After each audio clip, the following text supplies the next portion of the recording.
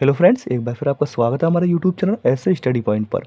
दोस्तों, एक बार फिर मैं आज आपके लिए यहाँ पर यूपी पुलिस कांस्टेबल एग्ज़ाम के अंतर्गत जीके जीएस में पूछे जाने वाले संविधान के कुछ महत्वपूर्ण प्रश्न लेकर आया हूँ, जो कि एग्ज़ाम की दृष्टि से आपके लिए बहुत ही ज़्यादा सहायक सिद्ध होने वाले हैं। तो आइए दोस्तों, वीडियो शुरू करते हैं।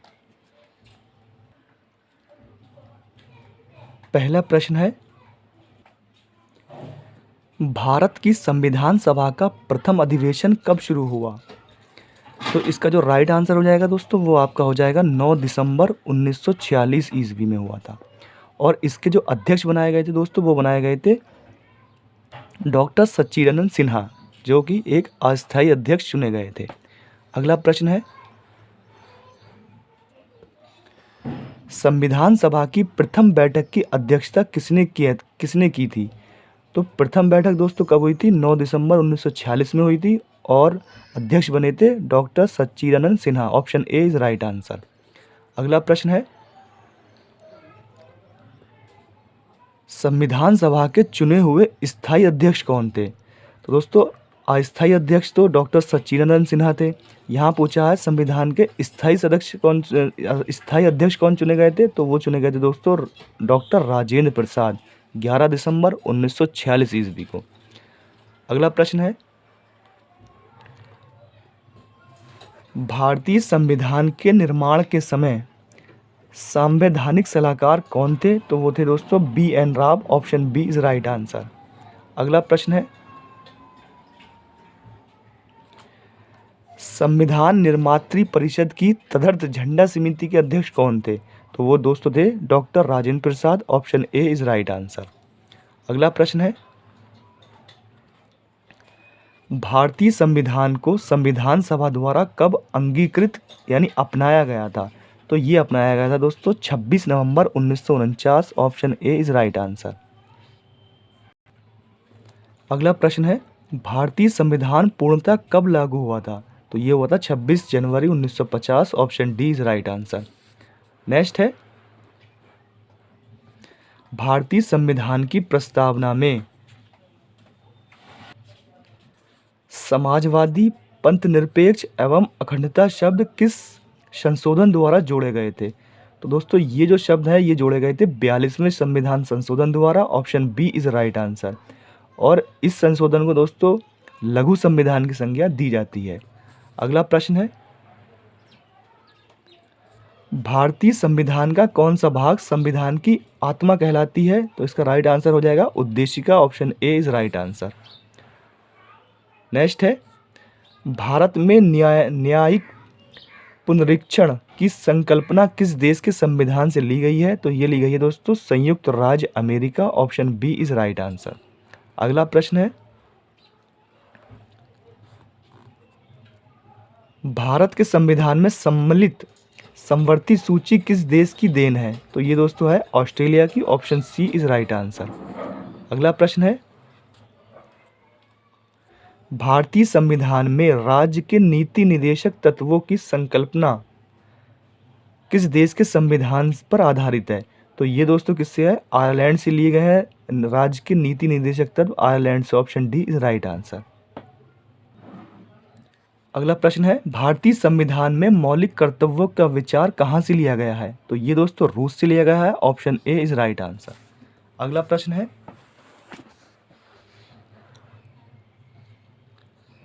यदि भारत संघ के एक नए राज्य का सृजन करना हो तो संविधान की निम्नलिखित अनुसूचियों में से किस एक को अवश्य संशोधित किया जाना चाहिए?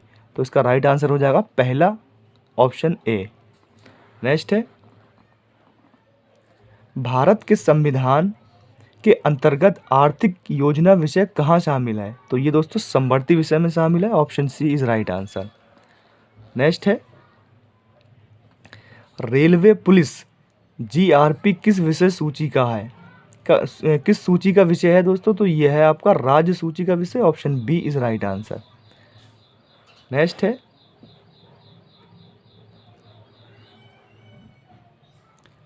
पंचायतों को संवैधानिक दर्जा संविधान के किस अनुच्छेद के अंतर्गत प्रदान किया गया है? तो ये किया गया है दोस्तों अनुच्छेद 243 के अंतर्गत। Option D is right answer. अगला प्रश्न है, संविधान के प्रथम अनुच्छेद के अनुसार भारत को क्या कहा गया है? तो भारत को दोस्तों राज्यों का समूह यानी कि यूनियन कहा गया है। Option A is right answer. अगला प्रश्न है, भारत सरकार में सर्वोच्च शासकीय नागरिक अधिकारी कौन है? कौन होता है दोस्तों? तो वो होता है आपका कैबिनेट सचिव होता है। Option C is right answer. अगला प्रश्न है, धर्म आदि के आधार पर विभेद का प्रतिषेध भारत के संविधान का अनुच्छेद 15 एक मूल अधिकार है। इसे किस अधिकार के अंतर्गत शामिल किया गया है? तो इसे समता के अधिकार के अंतर्गत शामिल किया है। Option A is right answer. अगला प्रश्न है, भारतीय संविधान का कौन सा अनुच्छेद अल्पसंख्यकों को अपनी मनपसंद शिक्षण संस्थाओं को स्थापित एवं संचालित करने के अधिकार को संरक्षण प्रदान करता है? तो वो अनुच्छेद 30 है दोस्तों। Option D is right answer. अगला प्रश्न है, कौन से अधिकार भारतीय संविधान के अनुच्छेद 32 के अंतर्गत परिवर्तित किए जा सकते हैं? तो वो मौलिक अधिकार दोस्तों। Option A is right answer. अगला प्रश्न है,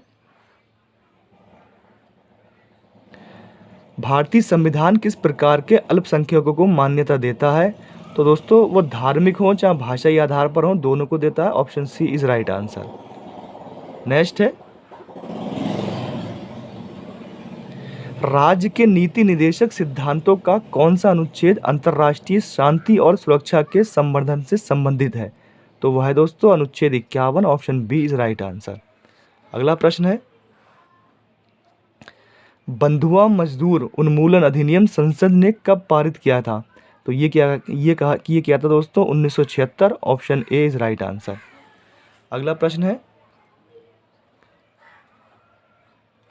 जोखिम भरे उद्योगों में बाल श्रम का उपयोग संविधान के किस अनुच्छेद द्वारा निषिद्ध किया गया है? तो ये किया गया है दोस्तों अनुच्छेद 24 द्वारा, यानी option B is right answer.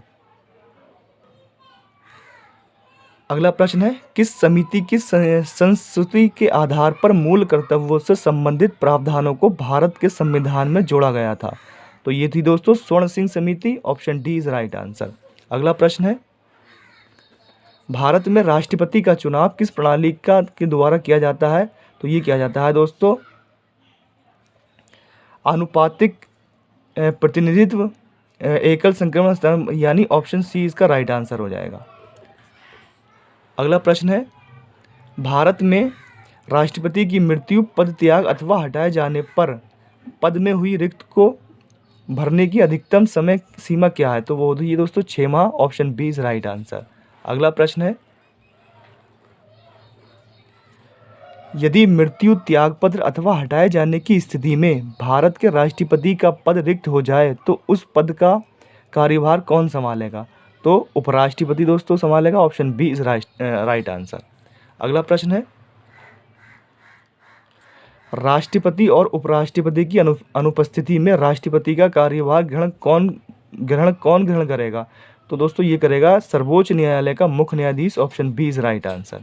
अगला प्रश्न है, भारतीय संसद का संयुक्त अधिवेशन कौन बुला सकता है? तो वो राष्ट्रपति बुलाता है। Option B is right answer. आगे देख लेते हैं, 2 अवधि के लिए भारत के राष्ट्रपति कौन थे? तो दोस्तों डॉक्टर राजेंद्र प्रसाद थे। Option A is right answer. Next है, राज्यसभा का पदेन सभापति होता है? तो वो होता है दोस्तों उपराष्ट्रपति। Option C is right answer. अगला प्रश्न है, भारतीय संविधान का कौन सा प्रावधान मंत्रिपरिषद की नियुक्ति तथा पदच्युति को विवेचित करता है? तो वो है दोस्तों अनुच्छेद 75। Option B is right answer. अगला प्रश्न है, मंत्रिपरिषद किसके प्रति उत्तरदायी होती है? तो ये होती है दोस्तों लोकसभा के। Option A is right answer. अगला प्रश्न है, पार्लियामेंट यानी संसद के किस सदन का सदस्य न होने पर भी सदन की बैठक में कौन भाग ले सकता है? तो वो दोस्तों वो होता है महान्यायवादी। Option B is right answer. अगला प्रश्न है, भारत के नियंत्रक एवं महालेखा परीक्षक के पद पर नियुक्ति का कार्यकाल कितना होता है? तो वो होता है दोस्तों 6 वर्ष। Option C is right answer. अगला प्रश्न है, भारत लोकसभा में राज्यवार सीटों का आवंटन वर्ष 1971 की जनगणना पर आधारित है। ये निर्धारण किस वर्ष तक यथावत रहेगा? तो ये 2026 तक रहेगा। Option B is right answer. अगला प्रश्न है, लोकसभा में सदस्यों की संख्या अधिकतम कितनी हो सकती है? दोस्तों तो ये हो सकती है 550। Option A is right answer. Next है, लोकसभा का कोरम कुल सदस्य संख्या का कितना होता है? तो ये होता है 1/10, यानी option D is right answer. अगला प्रश्न है, कौन सा राज्य सबसे अधिक प्रतिनिधि लोकसभा में भेजता है? तो वो भेजता है दोस्तों उत्तर प्रदेश, 80 प्रतिनिधि भेजता है अपने। Option B is right answer. Next है, किस राज्य विधानसभा की सर्वाधिक सदस्य संख्या है? तो वो उत्तर प्रदेश की है दोस्तों। Option B is right answer. अगला प्रश्न है, राज्यसभा के सदस्य का कार्यकाल कितने वर्ष का होता है? तो ये दोस्तों होता है 6 वर्ष का। और लोकसभा का दोस्तों वो सदस्य का कार्यकाल 5 वर्ष का होता है। Option A is right answer. Next है, राष्ट्रपति द्वारा राज्यसभा में कितने व्यक्ति मनोनीत की जा सकते हैं? तो वो दोस्तों 12 की जा सकते हैं। Option C is right answer. Next है, लोकसभा का सबसे बड़ा क्षेत्रफल के अनुसार निर्वाचन क्षेत्र कौन सा है? तो वो दोस्तों है Ladakh. Option A is right answer. अगला प्रश्न है, राज्यसभा के चुनाव के लिए अपेक्षित न्यूनतम आयु कितनी है? तो वो 30 वर्ष है दोस्तों। Option D is right answer. अगला प्रश्न है, प्रथम स्पीकर जिनके विरुद्ध लोकसभा में अविश्वास का प्रस्ताव लाया गया था कौन है? तो वो दोस्तों हैं जीवी Mavalankar. Option A is right answer. Next है, संविधान के किस अनुच्छेद के अंतर्गत धन विधेयक को परिभाषित किया गया है? तो दोस्तों ये एक अनुच्छेद 110 के अंतर्गत किया गया है। Option C is right answer. अगला प्रश्न है, अगर कोई धन विधेयक लोकसभा द्वारा स्वीकृत हो जाए तो राज्यसभा इसे अधिक से अधिक कितने दिनों तक रोक सकती है? तो 14 दिनों तक रोक सकती है। Option A is right answer. अगला प्रश्न है, संसद के 2 सत्रों के बीच अधिकतम कितना अंतराल होना चाहिए? तो 6 महीने का होना चाहिए दोस्तों। Option D is right answer. अगला प्रश्न है,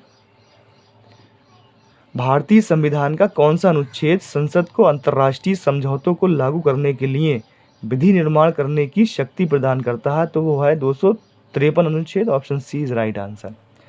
अगला प्रश्न है,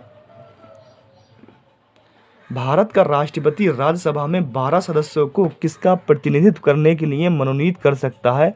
तो वो दोस्तों साहित्य, विज्ञान, कला और समाज सेवा में जो लोग हैं उन्हें मनोनीत कर सकता है। तो option A is right answer.